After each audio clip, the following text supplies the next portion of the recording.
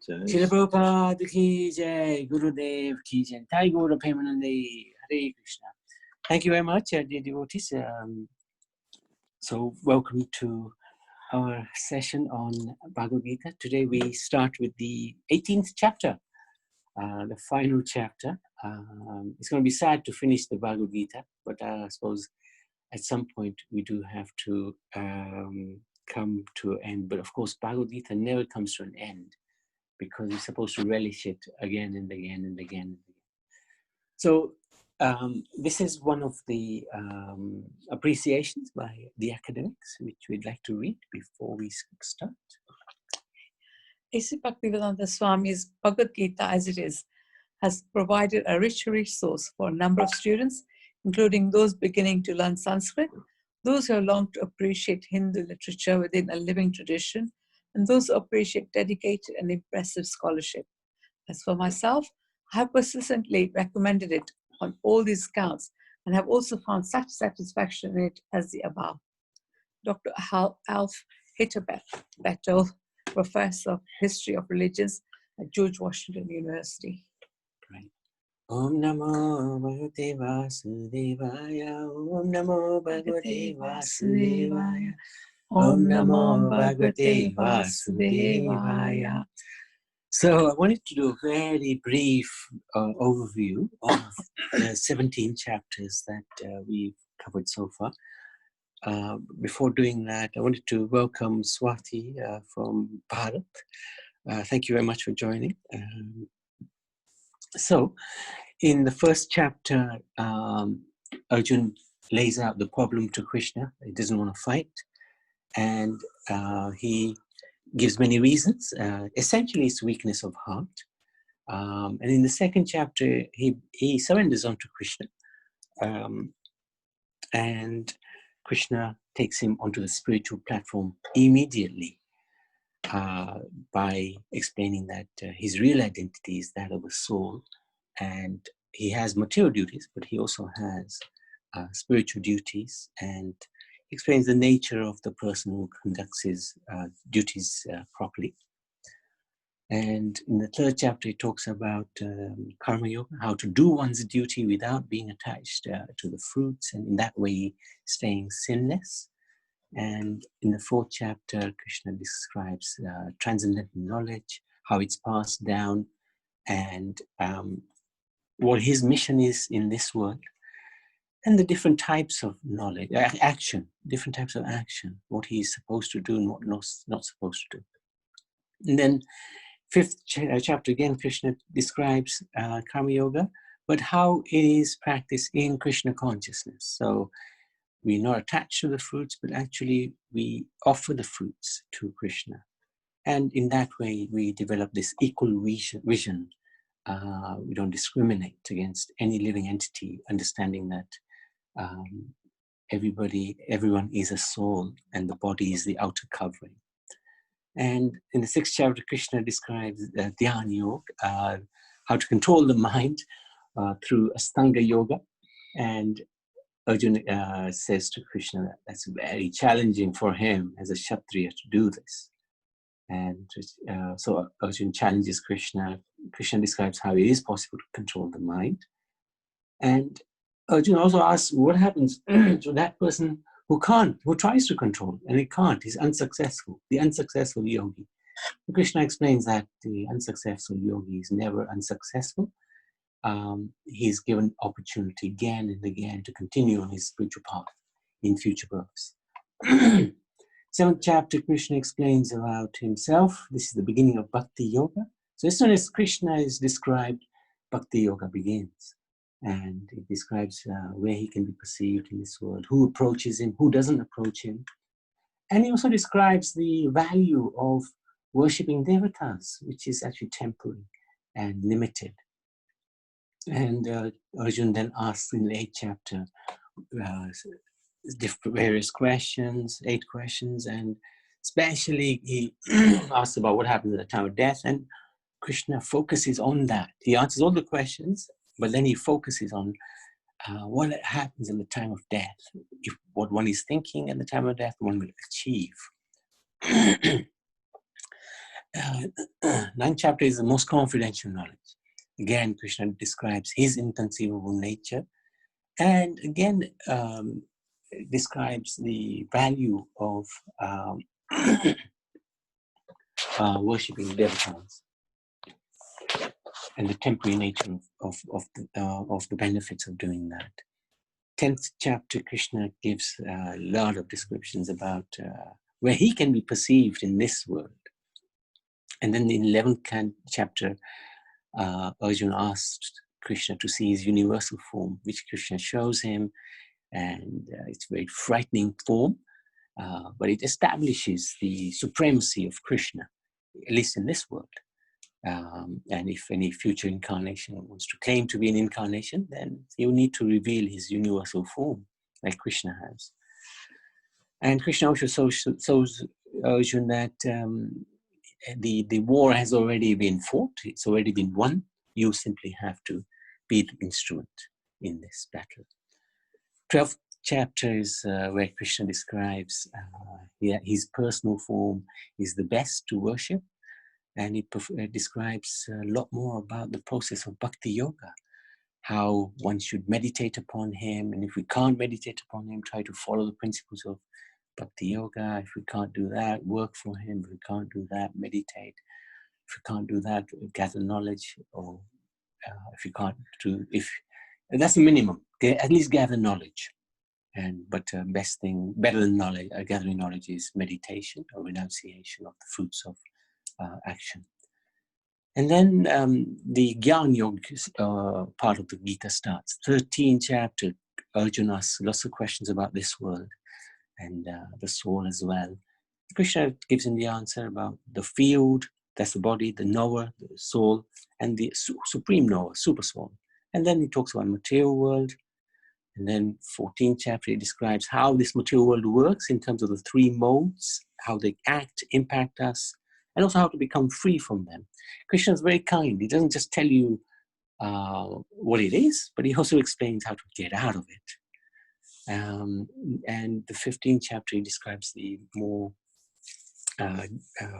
general picture of the material world, comparing it to the spiritual world, and also is describing the relationship of the jiva and himself to both the material and the spiritual worlds. Very interesting chapter, 15th chapter, Purushottam Yoga. And then the 16th chapter, Krishna describes the divine and demoniac qualities, explaining that the divine qualities take us to the spiritual world. Demoniac will take us into the depths of the material world, and how we should develop divine qualities and try to reduce our demoniac qualities. And then the 17th chapter, we just talked about, Krishna describes how different types of worship, foods, charity, austerities can be done according to the three modes. And he describes how one can act in one's best interest in this world in relation to worship, food, charities, etc. So now, finally, 18th chapter is a summary of the whole Gita. And Krishna again describes, there's various themes in this section. He talks about how to work in renunciation according to the three modes, and acquiring knowledge, action, happiness. He also describes the 5 causes activity, the Varnashram system. And then he gives a final message, the Paramam Vacha. So once you take up Bhakti Yoga, that's his key message. And that comes through in every chapter, of course, except for the first chapter where Arjuna is speaking.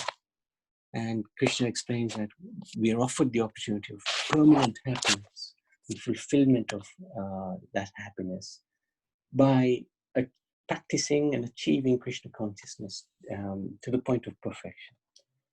So in such circumstances, we can smile in the face of all situations and circumstances, even in this material world, confident that the smiling Krishna is our constant companion and eternal friend.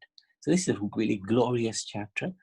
And let's make a start on the first theme. Any volunteers to read? Or maybe Priti can read. Would you like to read, Priti? Okay. Okay. And I can read if nobody's there.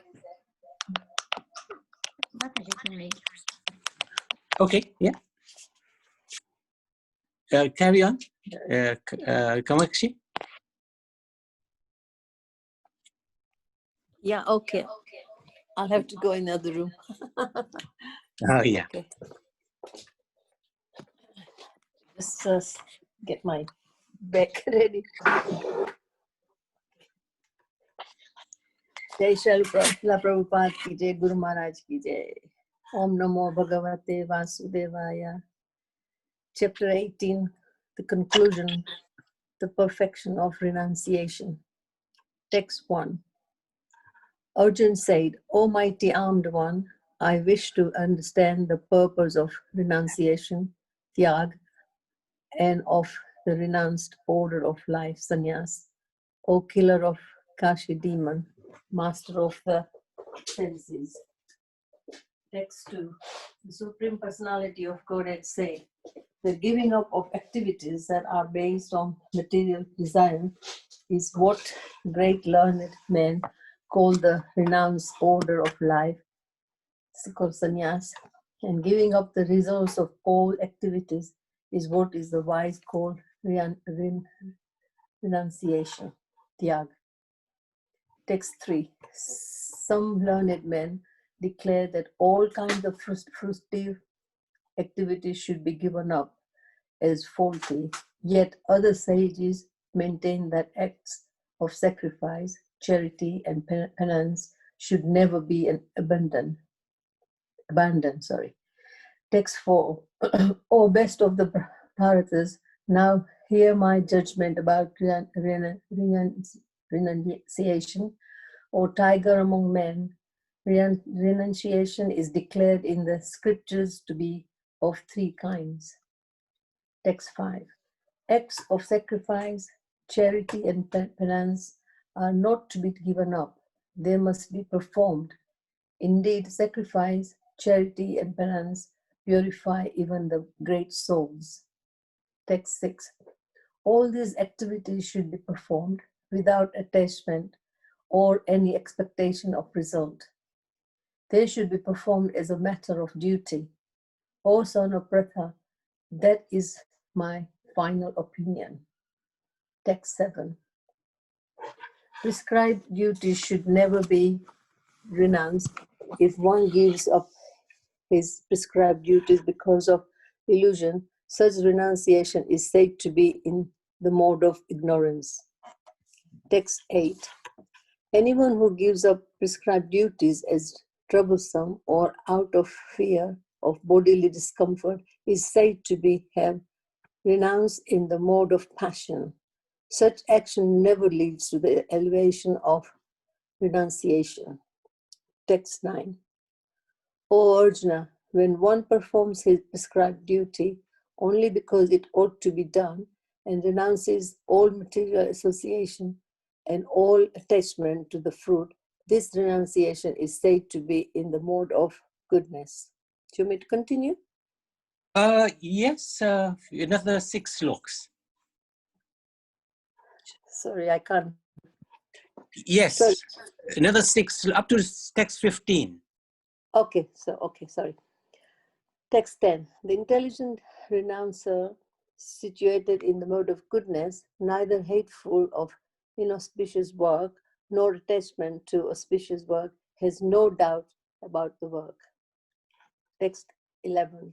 It is indeed impossible for an embodied being to give up all activities, but he who renounces the fruits of action is called one who has truly renounced. Text 12. For one who is not renounced, the threefold fruits of action, desirable, undesirable, and mixed, accrue after death, but those who are in renounced order of life have no such results to suffer or enjoy. Text 13. O mighty armed Arjun, according to the Vedanta, there are 5 causes for the accomplishment of all actions. Now learn of these from me. Text 14. The place of action, the body, the performer, the various senses, the many different kinds of endeavor, and ultimately the supersoul, these are the 5 factors of action. Text 15. Whatever right or wrong action a man performs by body, mind, or speech is caused by these 5 factors. Actually, carry on another 3 more. Oh, 3 more. 3 more, okay. Yeah. Text 16. Therefore, one who thinks himself the only doer, not considering the 5 factors, is certainly not very intelligent and cannot see things as they are. Text 17. One who is not motivated by false ego, whose intelligence is not entangled, though he kills men in this world, does not kill, nor is he bound by his actions. Text 18. Knowledge. The object of knowledge and the knower are the 3 factors that motivate action. The senses, the work, and the doer are the 3 constituents of action. Brilliant. Thank you very much, Kamachi Devi. Okay. So this is the you. first theme. Arjun starts by asking a question about renunciation. What is the purpose of renouncing? And he's talking about the renounced order of life. So again, Krishna's wondering, has he understood what I've told him? Because again, he's asking me about renouncing. So this time Krishna nails him, completely nails him. And he explains it he is very categoric, that prescribed duties in text 7, prescribed duties should never be renounced. If one gives up his prescribed duties because of illusion, such renunciation is said to be in the mode of ignorance. So Krishna is really laying it down now. He's explaining it to him in very clear terms, that you have to do your duty. Even sacrifice, charity, penance, they purify even the great souls. So these are things not to be given up. You need to do your duty. But he also explains that there are 5 factors of action. So let's talk about, if working in this world seems to attract karmic reaction and implicates us in the web of worldly complexity, is it not safer that we give up work? So essentially that's what Arjuna is saying to Krishna, that why should I do work? Because it's going to implicate me much more in this world. That Krishna says, no, do your work. Activity is not bad per se. The root of entanglement is the false ego with which we perform the activity, thinking ourselves the controller and the enjoyer. So we're not doing our duty for the sake of doing the duty, but we're doing the duty because we think we're in charge and we're going to enjoy the fruits as well. But in reality, there are 5 causes which bring success to any activity. We are involved in that. We are one of the factors. And as we've discussed many, many times before, the soul desires. That's the one thing it can do. It wants things to happen. Then there's the body, and that's material nature as well as the senses, the endeavor itself, and the Paramatma who grants the permission, allows it to happen. Since we are only one of the 5, we should never have an overvalued estimation of ourselves. Thus, by working in a spirit of detachment, offering the fruits of labor towards a transcendental goal, one can function in this world and simultaneously remain completely aloof. So we can act, but yet those actions will not cause a reaction if we do so in spiritual context. So the lesson to take from this theme is to understand these 5 factors of action: the soul, the body, the senses, the endeavor, and the super soul. So that's basically text 13 and 14. The 5 factors. Devam is the super soul. He's the ultimate cause of everything. He sanctions everything that takes place. Not even a blade of grass moves without the permission of the Supreme Lord. We've heard that saying before.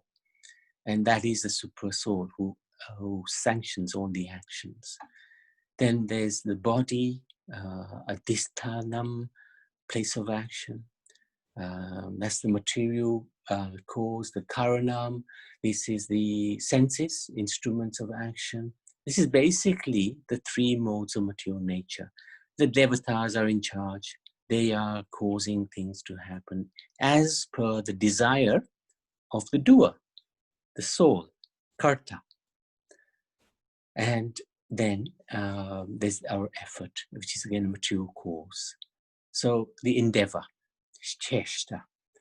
So the doer, consciousness, reflected in false ego, is thinking, I am the cause of everything.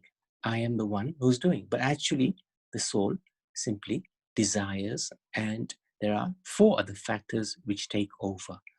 And a particular cause of action takes place because of these five factors. So a person who is acting in Krishna consciousness naturally is not bound by any activity, since he's acting under the direction of the super soul, the Supreme Personality of Godhead within the heart. Those in complete Krishna consciousness are ultimately not even responsible for their actions because they are guided by the Supreme Lord.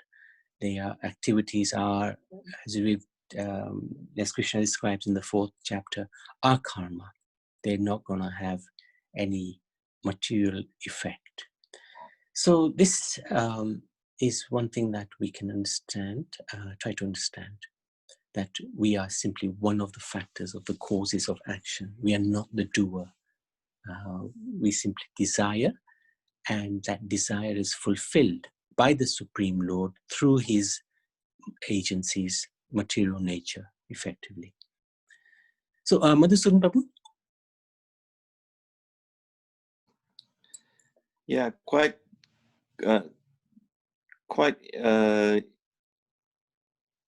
what should I say, intricate, you know, because the instructions here, where Krishna is trying to validate and then verify with Arjun whether he's understood everything or not, you know, whether he's understood that what he has to do, he's doing it out of his own false ego, or is he doing it out of mode of ignorance or passion or goodness or what, you know, and then whether he has considered that this is actually some action that's going to be sanctioned by the Supreme Lord as well.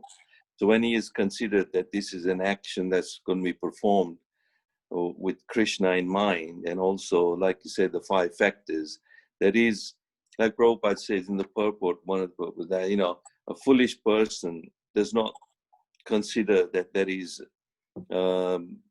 Paramatma sitting within his own heart, and that, you know, sanctions all the actions and fulfills the desires. So he thinks he's done it out of false ego. So when we are doing things, we think we are the doers, you know, but actually, ultimately, we're not the doers. And if we do action out of our own desires, then we go through the consequences of the actions. So it's quite tricky bits here, you know, where even when Krishna is saying you got to renounce, so there is this concept of whether a sannyasi is actually renouncing everything. So in Prabhupada explains that when you're actually renouncing, why are you renouncing everything? Are you like tyag? You know, what's the difference between tyag and renounce? Renounce order of life and a sannyasi. So when a sannyasi sacrifices is called tyag. Like, I'm going to give up, you know, so sometimes people give up out of false kind of pretense that I'm giving up these things, but inwardly they're still kind of attached to it, really. But there's sense of this false detachment, you know, and tyag, like sacrifice. I'm going to sacrifice. So certain actions are performed with the idea of actually furthering your advancement in spiritual life, those actions should never be given up or sacrificed, or like tyagis. In India, you go around and you say, I'm a tyagi, and they'll be sitting like Babaji's or somewhere, yogis sitting. They don't want to involve in any activities, that's like falsely giving up, but they're not actually doing it out of satisfaction or pleasing Krishna or in service of Krishna. So when Prabhupada, actually, you can ask a question, I know, why did Prabhupada take sannyas? Or why did our Guru Maharaj, take sannyas? Did he take it with a sense of just wanted to sacrifice his family life or what? But he took it in order to do a higher order of life, which is to do an activity which was to promote Krishna consciousness and serve the Sanatana Dharma. So that sort of action should be performed and should not be given up. There are a few other examples, like, when renouncing order or animal sacrifice and things like that, which are recommended in scriptures to a certain extent.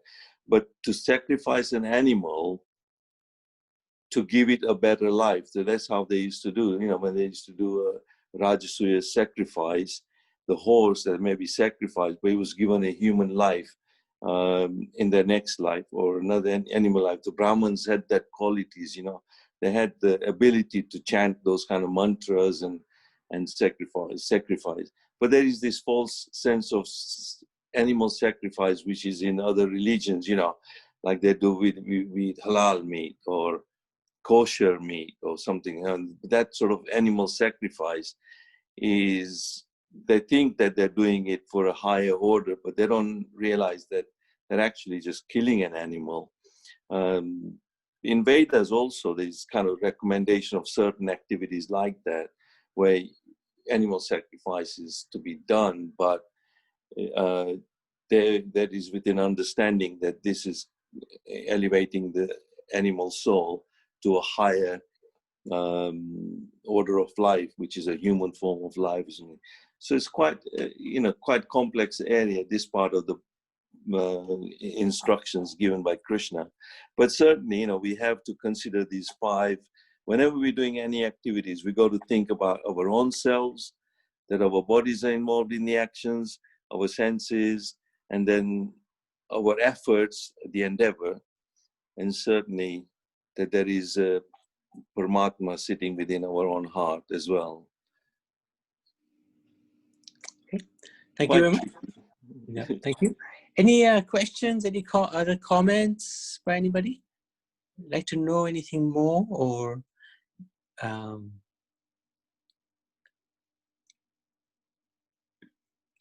we all sort of happy with understanding this, that we are not the only factor of action involved when something is done? I suppose we've talked about it quite a few times. So, Naniben, is that okay?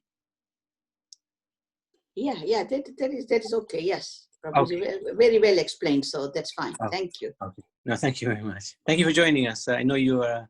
Yeah, I'm at my sister's house. Yeah, that's very nice. Very good. No, thank you very much for joining us. Yeah. So we can move on to the next theme, actually, which is a really interesting one. Very interesting theme. Priti, would you like to read? Sure, okay. Text 19. According to the 3 different modes of material nature, there are 3 kinds of knowledge, action, and performer of action. Now hear of them from me. Text 20. That knowledge by which one undivided spiritual nature is seen in all living entities, though they are divided into innumerable forms, you should understand to be in the mode of goodness. Text 21. That knowledge by which one sees that in every different body there is a different type of living entity, you should understand to be in the mode of passion. Text 22. and that knowledge by which one is attached to one kind of work as the all in all, without knowledge of truth, and which is very meager, is said to be in the mode of darkness. Text 23. That action which is regulated and which is performed without attachment, without love or hatred, and without desire of fruitive results is said to be in the mode of goodness. Yeah. Text 24. But action performed with great effort by one seeking to gratify his desires and enacted from a sense of false ego is called action in the mode of passion. That action text 25, that action performed in illusion is in disregard of scriptural injunctions and without concern for future bondage or for violence or distress caused to others is said to be in the mode of ignorance. Text 26. One who performs his duty without association with the modes of material nature, without false ego, with great determination and enthusiasm, and without wavering in success or failure, is said to be a worker in the mode of goodness. Text 27. The worker who is attached to work and the fruits of work, desiring to enjoy these fruits, and who is greedy, always envious, impure, and moved by joy and sorrow, is said to be in the mode of passion. Text 28. The worker who is always engaged in work against the injunctions of the scripture, who is materialistic, obstinate, cheating, and expert in insulting others, who is lazy, always morose, and procrastinating, is said to be a worker in the mode of ignorance. Text 29. A winner of wealth. Now please listen as I tell you in detail of the different kinds of understanding and determination according to the three modes of material nature. Text 30. O son of Pritha, that understanding by which one knows what ought to be done and what ought not to be done, what is to be afraid and what is not to be feared, what is to be feared and what is not to be feared, what is binding and what is liberating, is in the mode of goodness. Text 31. O son of Pritha, that understanding which cannot distinguish between religion and irreligion, between action that should be done and action that should not be done, is in the mode of passion. Text 32. That understanding which considers irreligion to be religion and religion to be irreligion, under the spell of illusion and darkness, and strives always in the wrong direction, O Partha, is in the mode of ignorance. Text 33. O son of Pritha, that determination which is unbreakable, which is sustained with steadfastness by yoga, and which thus controls the activities of the mind, life, and senses, is determination in the mode of goodness. Text 34. But that determination by which one holds fast to fruitive results in religion, economic development, and sense gratification is of the nature of passion, O Arjun. Text 35. And that determination which cannot go beyond dreaming, fearfulness, lamentation, morrow, senseness, and illusion. Such unintelligent determination of O son of Pritha is in the mode of darkness. Text 36. O best of Bharatas, now please hear from me about the three kinds of happiness by which the conditioned soul enjoys and by which he sometimes comes to the end of all distress. Text 37. That which in the beginning may be just like poison, but at the end is just like nectar, and which awakens one to self-realization, is said to be happiness in the mode of goodness. Text 38. That happiness which is derived from contact of the senses with their objects, and which appears like nectar at first but poison at the end, is said to be in the nature of passion. Text 39.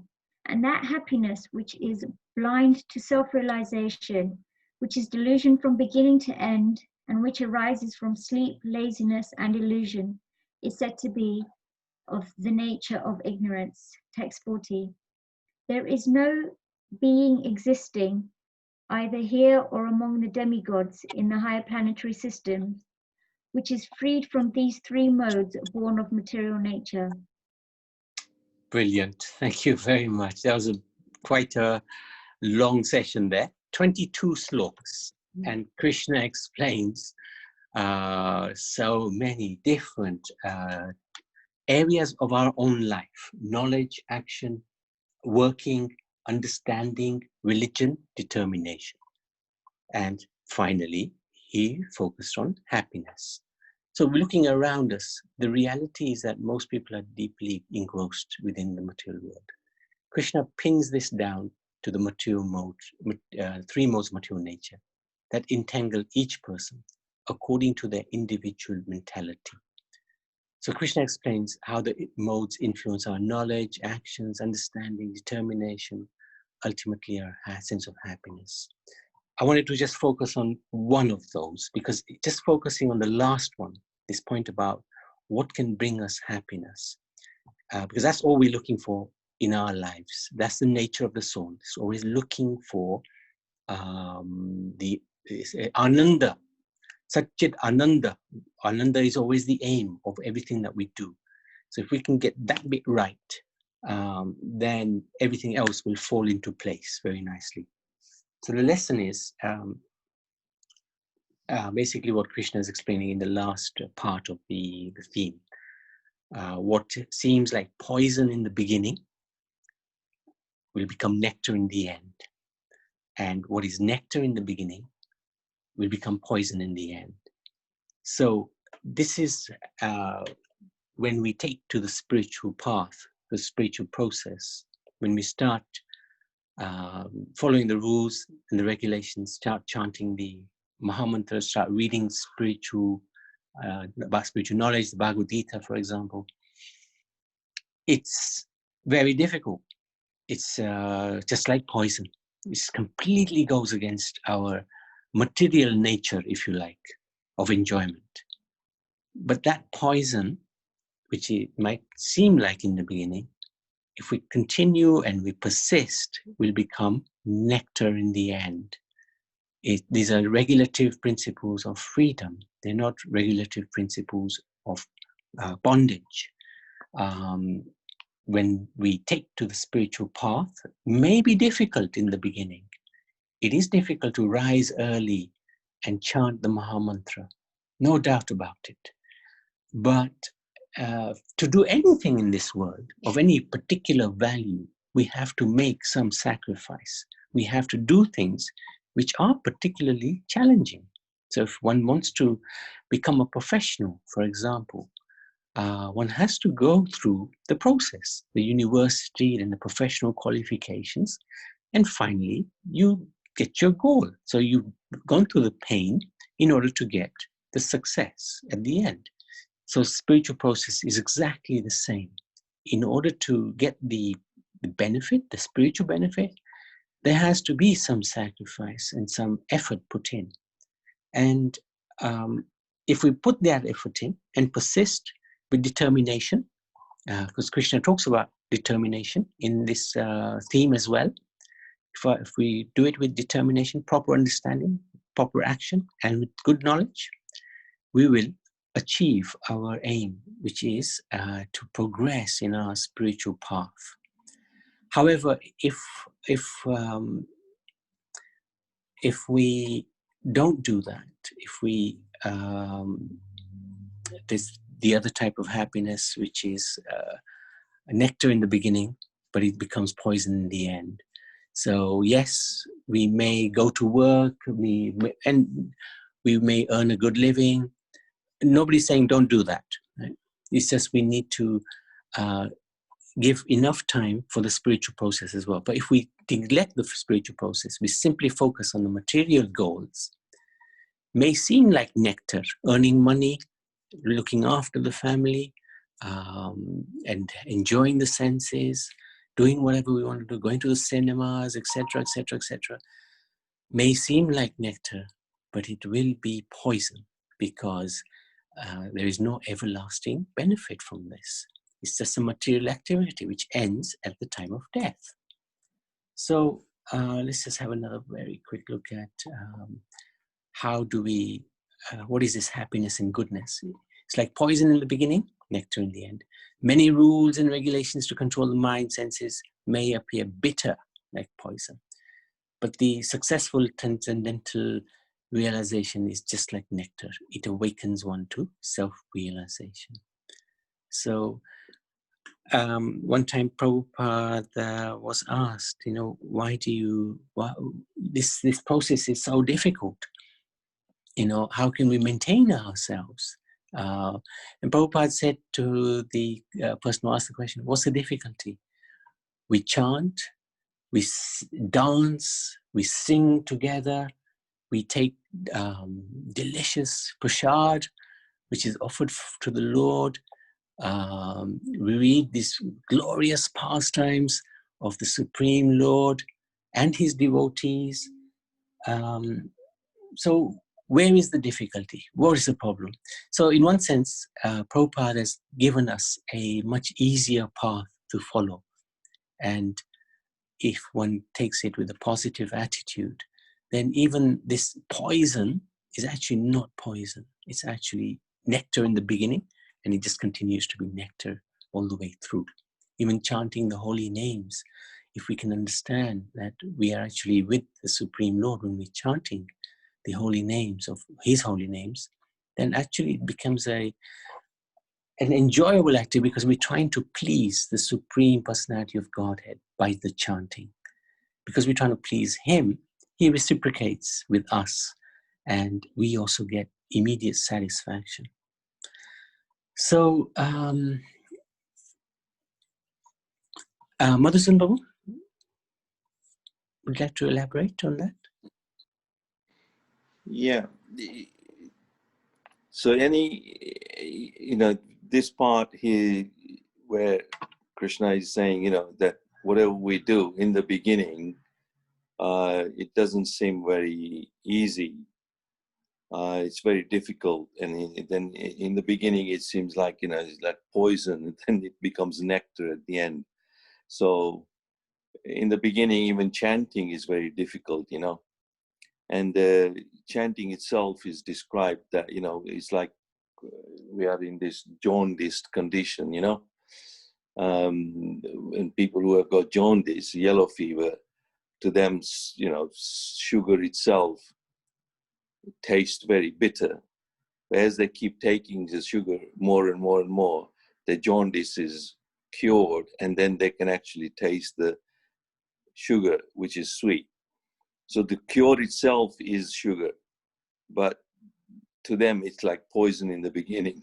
It's very bitter. So in the beginning, like any of these spiritual activities we may have to do, like we may have to sacrifice or do sadhana, and in the beginning it always feels challenging. It's easier, sometimes we think, because we are conditioned in material life, from very beginning, and our actions are like, we made to feel like, you're intelligent, Oh, but sometimes we when we come across people, and then Prabhupada mentions, I had an incident like that, and I was talking to somebody, and I gave a quote about how Prabhupada says that, people who think they're the doer and they think they're intelligent, but like fools deride me when I come in the human form, something like that. So they felt insulted. They said, Prabhupada is insulted. So what do you mean? Who does he think he is? He's saying that, I'm not intelligent. But then, Prabhupada says intelligence sometimes is, we are intelligent, yeah, in some ways, in material sense, how we can progress, make money, or make businesses, or make scientific progress, or this or that. So we sometimes, I got a PhD and I got this, and then so falsely, our false ego takes on this sense of I'm very intelligent, But in one sense, we're not understanding anything about life, really, And then later on, the false ego gets smashed a little bit. then we realize we're not that intelligent. So there is intelligence in ignorance. Prabhupada says intelligence in ignorance, intelligence in the mode of passion, and intelligence which is in the mode of goodness.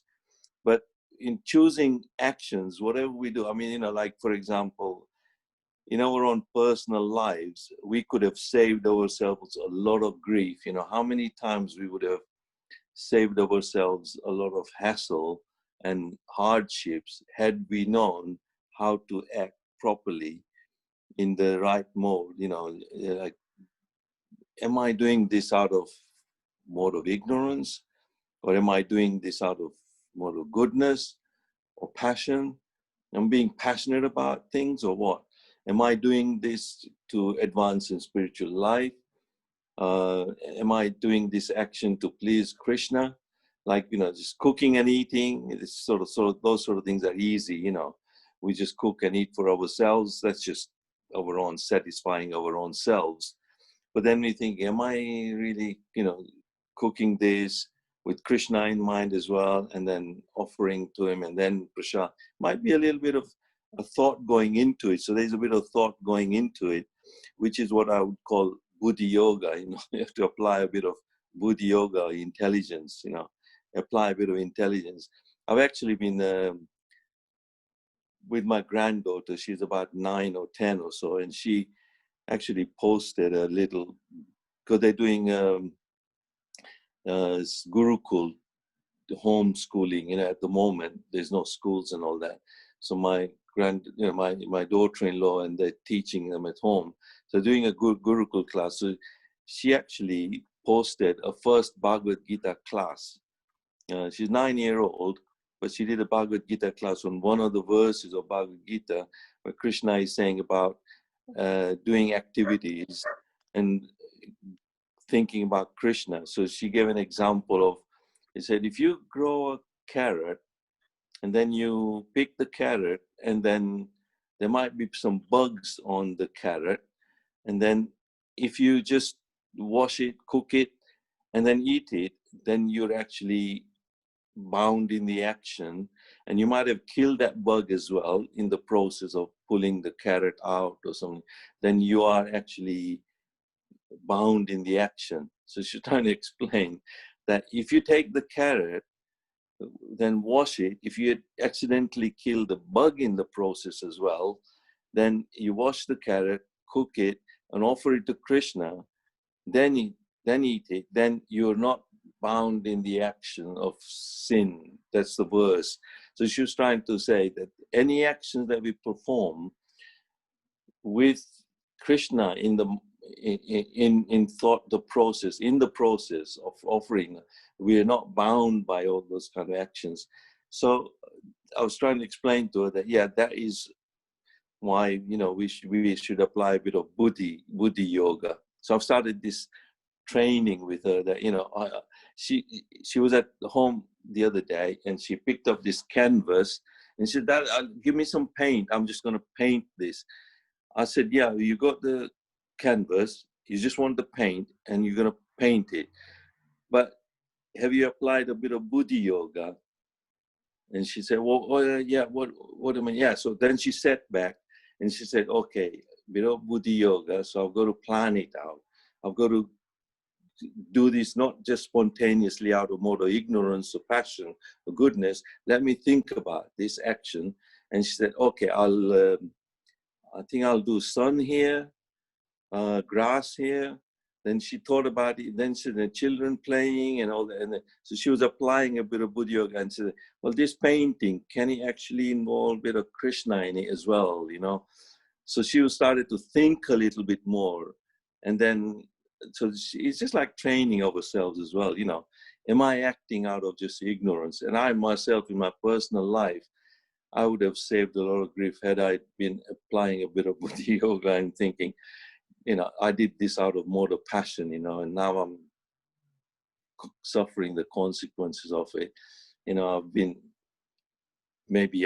lied, cheated, got myself into hassle over certain actions, and the reactions I've got have not been very good at times, So had we thought more deeply and apply a bit of Krishna conscious thought, being conscious of Krishna. Yeah, that's what it is, you know. So in the beginning, everything is going to be very difficult, but later on, it's going to prove to be a bit of a nectar in this, you know.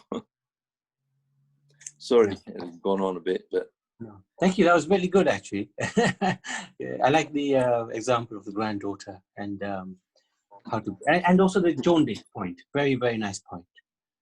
So, any questions? Karuna Banda? Hare Krishna. I was just going to say, no pain, no gain. 4 words, good enough. Thank you. Sorry, Karuna Banda, did you want to say something? Yeah, Chitra wanted to say something. Oh, Chitra. Okay.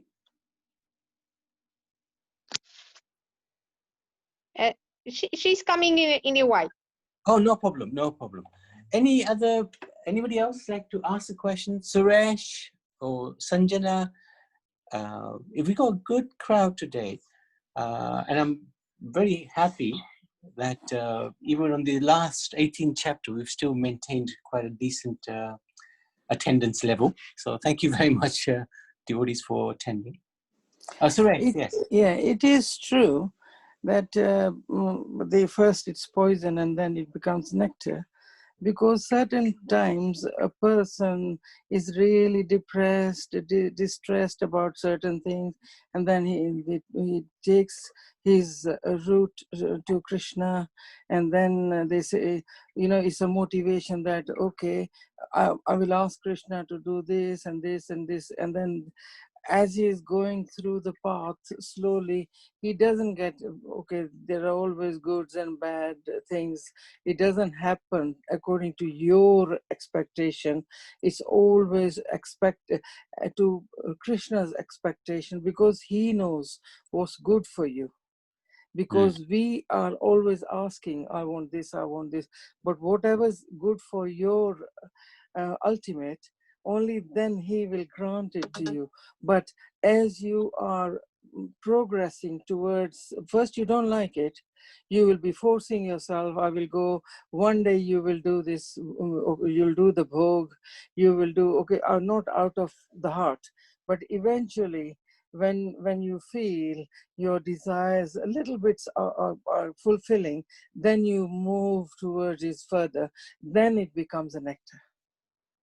Yeah, brilliant. Thank you for that. That was very good, Suresh. Appreciate that.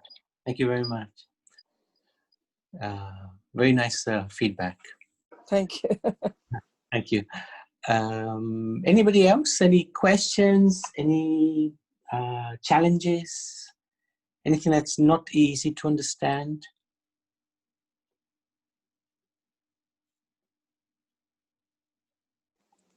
And the best thing is that last bit, awakening, self-realization. That's the hardest bit to attain.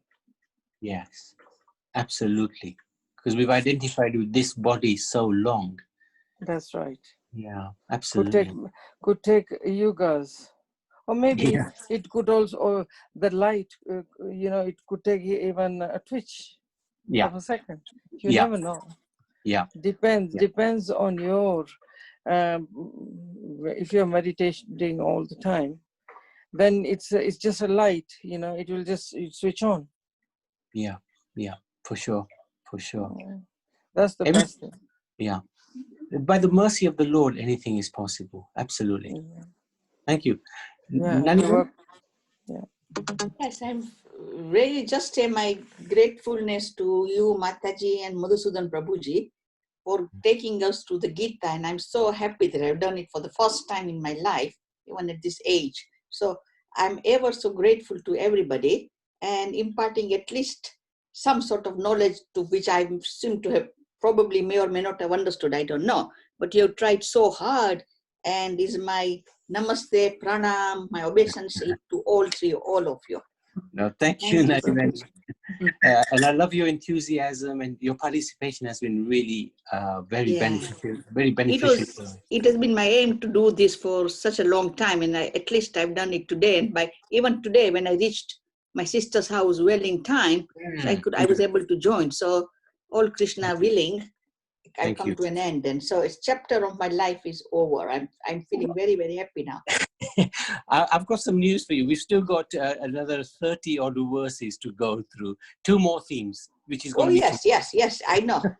Okay. But we are coming to an end. Yes. Yes, coming very close. Yeah, it's a long chapter. Yes, but as you say, I don't know what's happening, so I have to take each day as it comes. So I thought I would better say my I see gratitude what you today. mean. Yeah, Yes. I understood. No, Yeah. thank you. Thank you for that feedback, Yeah. Nadiman. Appreciate that. I agree with Naniben, everything what she said. It's the first time I'm doing too. Yes. Okay. That's At been a this rate, pleasure. thank Yes, you. been a pleasure. Really Thank you. enjoyed it. Thank you. No, thank you very much. Thank you for supporting and participating so nicely, actually. It's not just one way, it works both ways, you know. You inspire us. So it helps us as well. So thank you. Yes, as we say, it was. It seemed difficult in the beginning that at 4 o'clock, we have to sit for we have to sign on a Zoom class. But as we have gone on and on, we have enjoyed it and waiting for 4 p.m. to start so that we can put our Zoom on, isn't it? That's what I felt. Yeah. Thank you. Yes, exactly. Yeah. Haribol. I'm impressed that philosophy is always hard. It's always challenging, and I'm impressed how Bhagavad Gita is just philosophy, but it's actually sweet philosophy because Krishna is speaking it. It's practical, and it's very practical. Yeah. So thank you for hanging in there.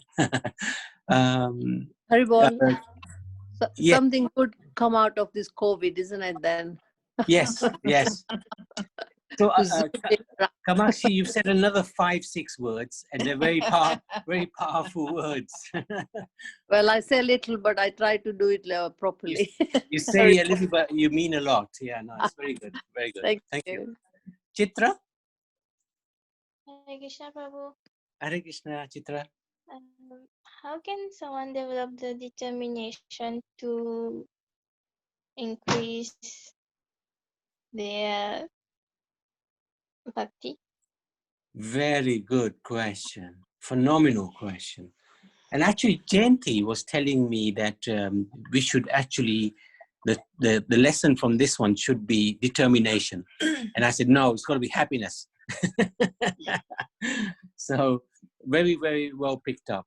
Krishna actually talks about determination from 33 to 35. He says that determination which is unbreakable and sustained with steadfastness by yoga practice, controlling the activities of the mind, life and senses, is determination mode of goodness.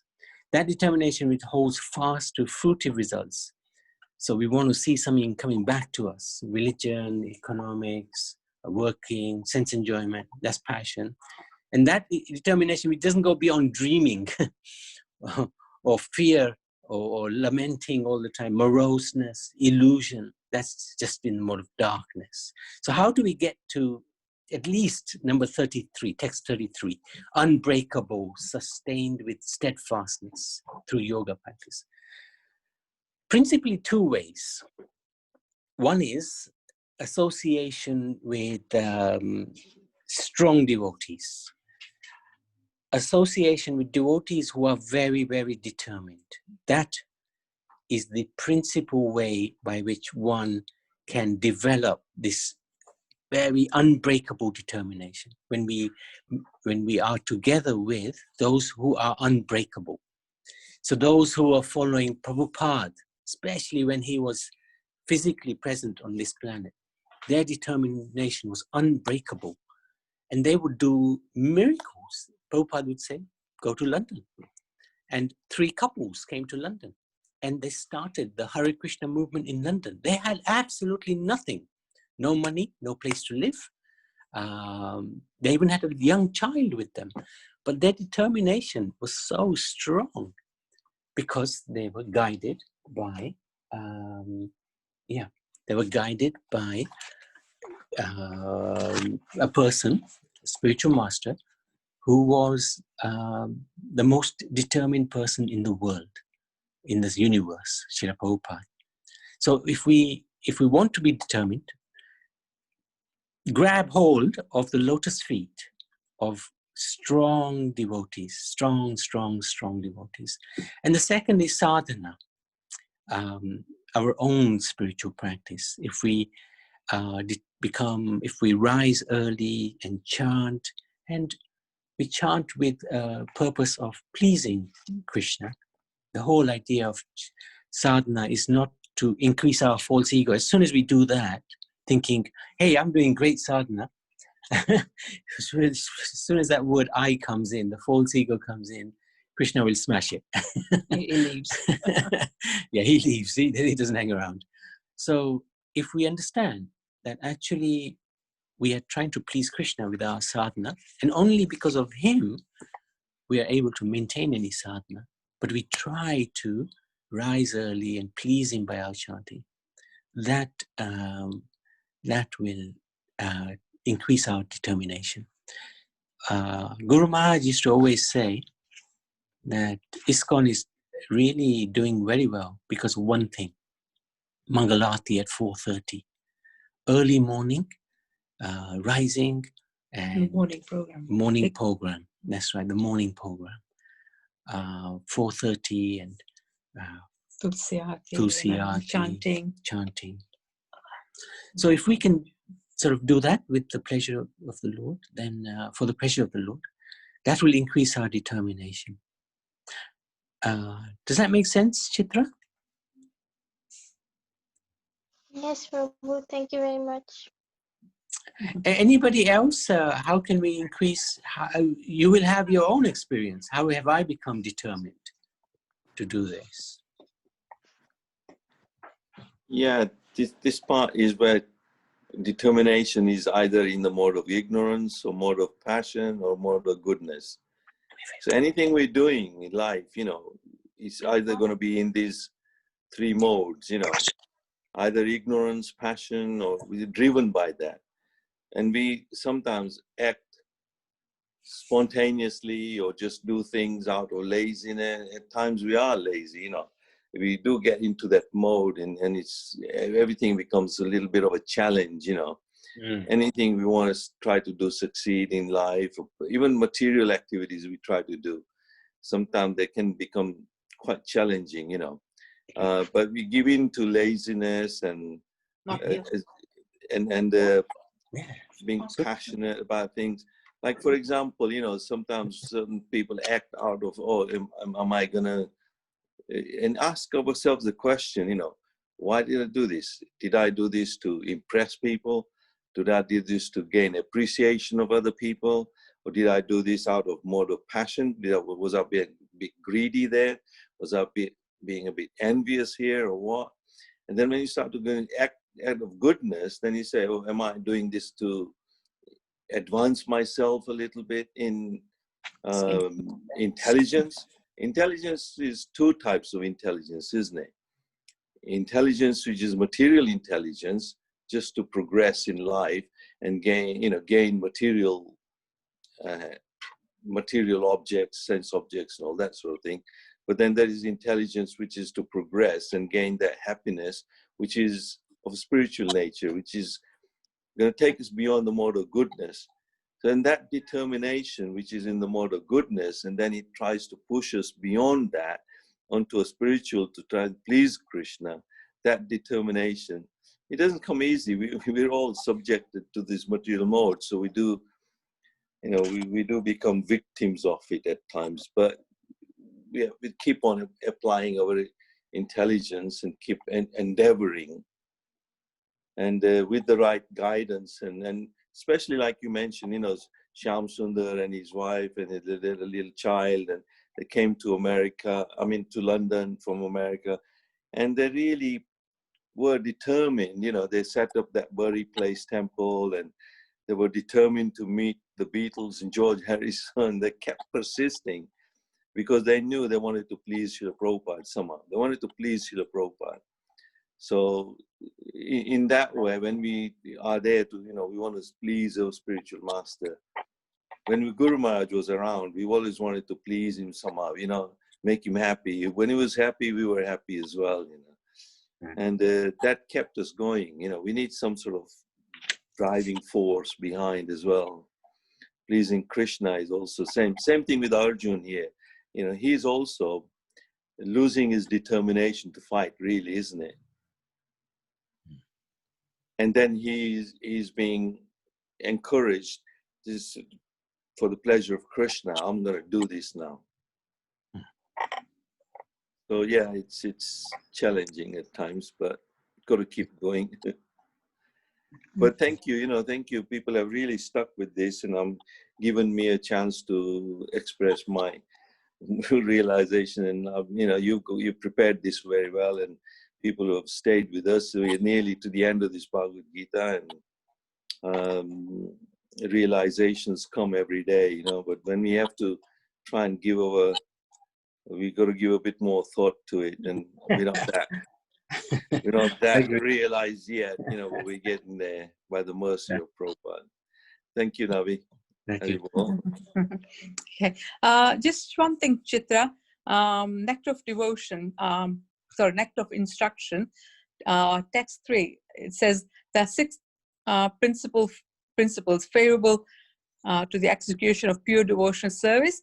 First is being enthusiastic, endeavoring with confidence, being patient, acting according to regulative principles, abandoning association of non-devotees, and following the footsteps of previous acharyas. So basically, if you have that determination, then Krishna will fulfill your desire, really. Mm-hmm. Yeah, it's really nice. Guru Maharaj used to talk about this text a lot. So, yeah, because it says devotion, in the purpose, devotion service is not a matter of sentimental speculation. In substance, it's practical activity, really. So you need to make the effort, not just sit around and wait for it to happen. You need to actually endeavor and desire it as well. So being enthusiastic, that helps. Endeavoring with confidence, knowing that we are endeavoring for Krishna. Patience, right? Takes time. Everything takes time. We can't achieve Godhead within a moment. Although, as Suresh was saying, it may be possible with the mercy of Krishna. Acting according to regulative principles, that's Shravanam, Kirtan, Vishnu Smaran, and trying to avoid non-devotees. And maybe a little bit hard for people who go to work. But we shouldn't be complacent, thinking, oh yeah, I'm going to work and, it's nice, it's fine. No, if we have that sort of attitude, then Krishna will not take us out of that situation. If we have this mood, Krishna, please help me. I am associated with non-devotees. Please assist me so that I can have devotee association. It's very important, because non-devotee association will just take us down the wrong route. So you may be even very subtle. You might be thinking, oh yeah, these people at work are really nice. They may be nice, but they're material. They're non-devotees, ultimately. Mostly, anyway. Anyway, sorry to rage on there. Anybody else? Any comments or questions? Otherwise, we can go to the Nishinga Couch. I have one question. Prabhuji, yes, Roma. Hare Krishna, Roma. You said avoid non-devotees. My family is not devotees. This means I need to do discrimination. It's very hard for me. No. I disagree. Sorry about that. So we have confrontation here. No. What I'm saying is, we shouldn't be comfortable. We shouldn't be thinking it's fine. We should be always thinking, we should be praying to Krishna, please help me get more and more devotee association and less non-devotee association. So Krishna, please make my family devotees. Please yes, I'm doing that. I'm praying always. I'm asking Narasimha, come to my family heart. Always, every day. But I just want something to tell. If we avoid non-devotees, but it's mean we're not helping for Krishna pleasure, because we need to call everybody to Krishna. Oh, yes, yes. Now It's- book distribution is Yes, what? yes. We give him not just for devotees, we give him for non-devotees. But it doesn't mean that we are being close with them. We Okay. are trying to give this knowledge so that it's for everybody. But what association means that Like we partying with them or partying going to the or, pub and things like that. or having close relationship. That's what it means. And with family, you can't avoid it. But we shouldn't think it's fine. It's not fine, because if we're thinking it's fine, Krishna will leave it like that. But if we're saying to Krishna, please make this devotee association so that I can advance, then he will make the arrangement. Our desires are very important. Krishna will fulfill those desires. Does that make sense, Roma? Yes, little bit, yes. But we shouldn't stop. It's not that we don't approach non-devotees. No, we do. Please chant Hare Krishna. Please take this prasad. Please take this book. That's very, very important, because this is a preaching movement. So we want everybody to go back to Godhead, for sure. Yes, I'm doing for my family Yes. members on the pictures. I'm always giving prasad, and I'm Very chanting good. Krishna. What I can do? Perfect. That's all you can do. And if you just keep praying to the Lord, let there be a change in their heart. And the Lord will make the change. Why not? He's in everybody's heart. Yes. Thank you, Prabhuji. Thank you. Hare Krishna. Okay, so yes, Karuna. Karuna, shall we do the Nrsimha Kavach? Hare Krishna. Hare Krishna. Let me just get it up.